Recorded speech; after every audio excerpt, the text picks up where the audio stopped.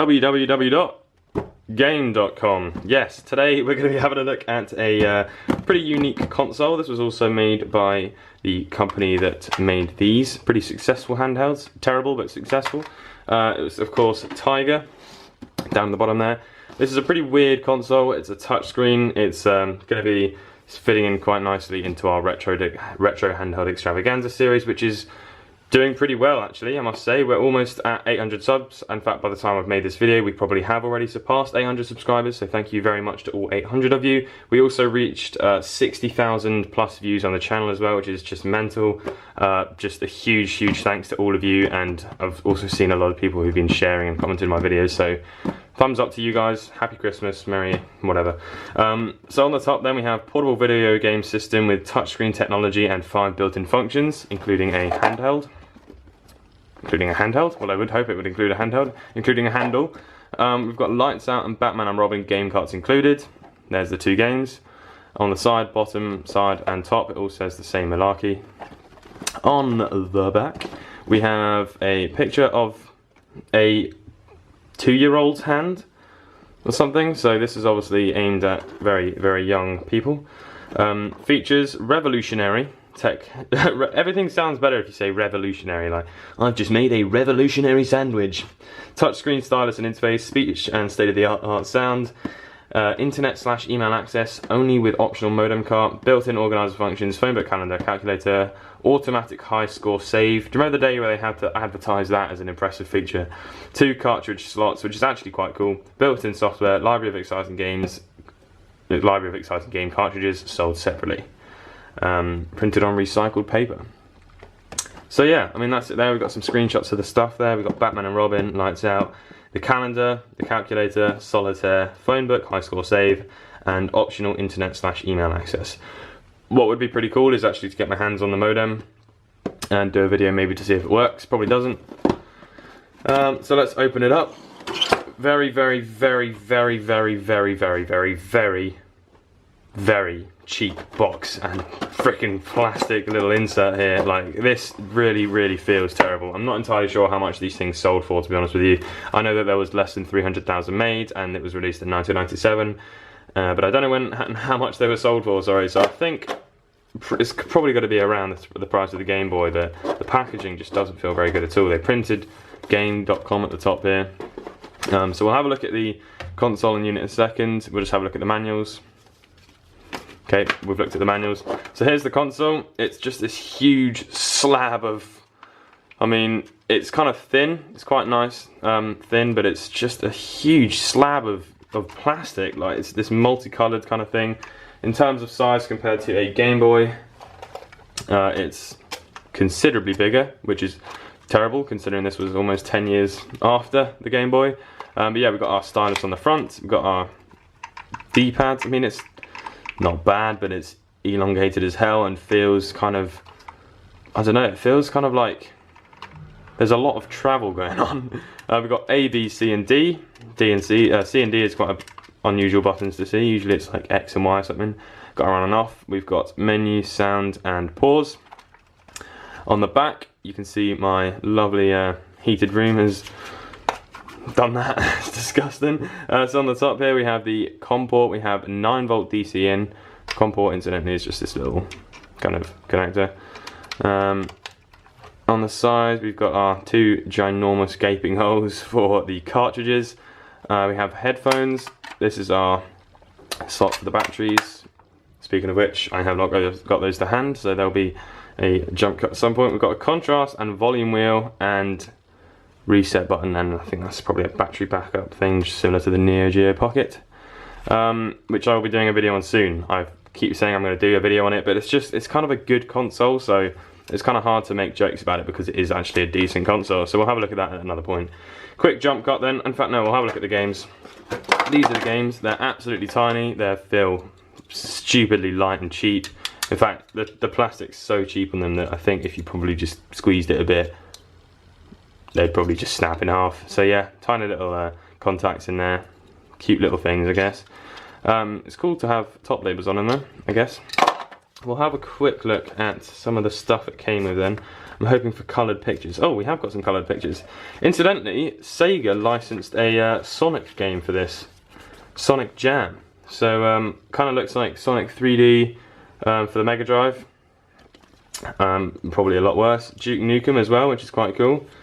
I mean, lots of popular companies like licensed games for this, like even Mortal Kombat as well.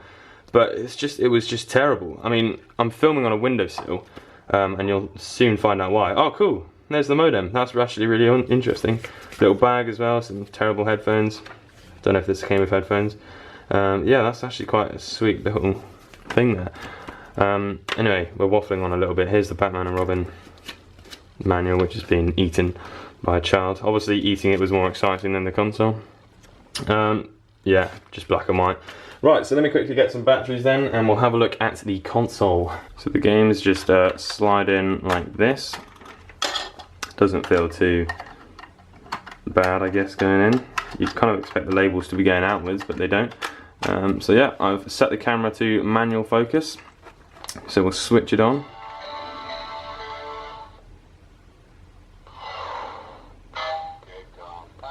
Gamecom active. Right, so we have cartridges. Apologise for the kind of flickery display. I don't actually think that's the screen, it's just the refresh rate. So we got cartridge, phone book, calendar, calculator, high score, and solitaire. Let's have a look at phone book.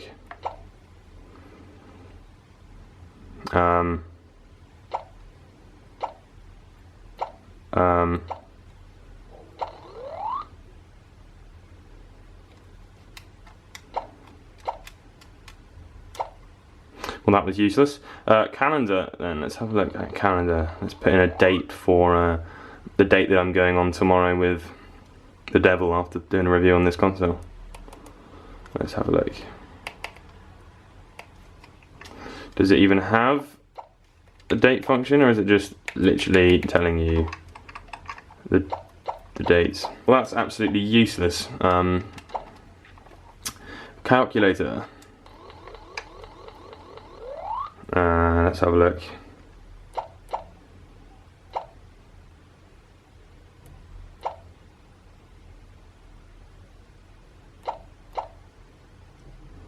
Works. I can confirm the calculator is not useless. High score. Have we got any high scores? Solitaire. No. Do you want to exit? Yes. No, I do want to exit. Oh my god. Solitaire. I'm absolutely terrible at solitaire, so this is only going to go terribly. God, I just want to get onto the games, come on. Right.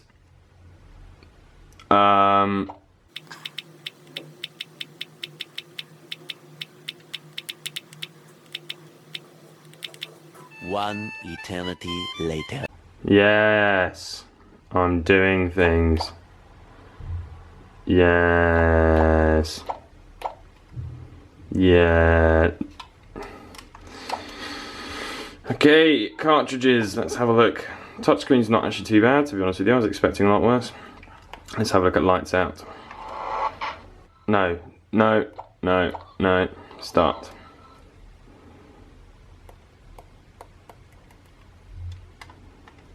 I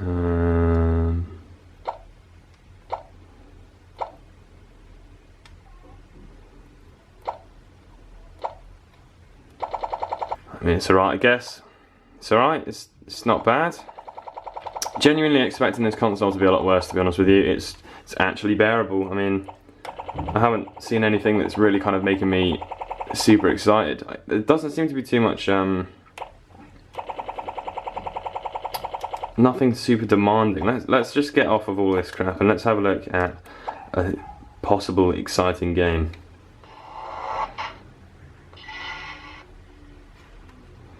Batman and Robin, here we go.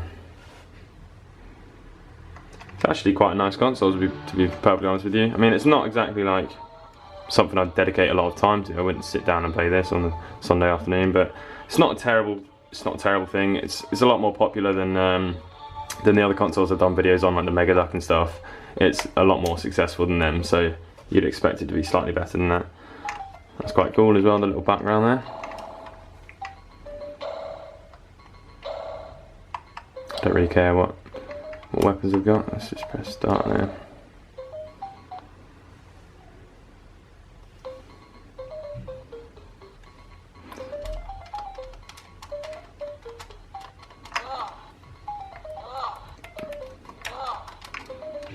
I don't want to hear those noises anymore, please. How do you... Oh. There we go. Right, D is to whack.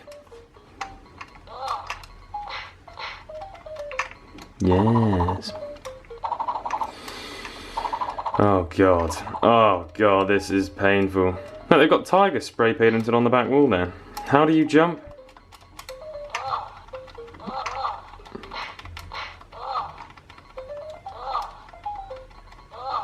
I can tell you something, the screen is a lot harder to see in person than it is on this extremely well lit surface.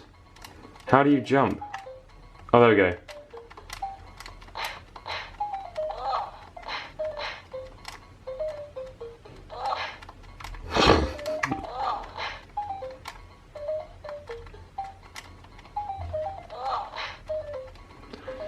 I mean, it's not terrible.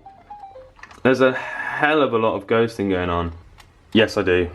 Right, well that's the game.com then.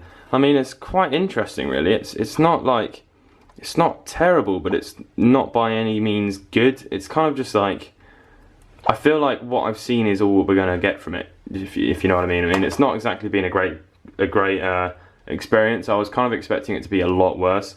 I genuinely think the angle of the sun outside is making this a lot easier to view the screen. There's a lot of ghosting, as you can see from that image going down there. I'll see if I can slow-mo that and play it back using modern technology. You know, it's not something you'd expect to see on this channel.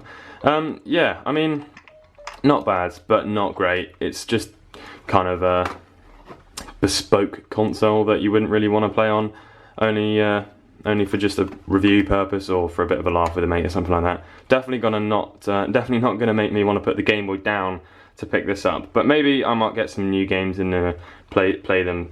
In fact, that is going to lead me on to another question. If there's any consoles that I've done reviews on that you want to see more games on, let me know, because I'm happy to buy some games and do some more videos on it. But yeah, that's going to be it then for the game.com by Tiger. Hope you guys have enjoyed this video. Thanks again for all the support on the videos and the subscribers and views, and I'll catch you in the next video. Peace.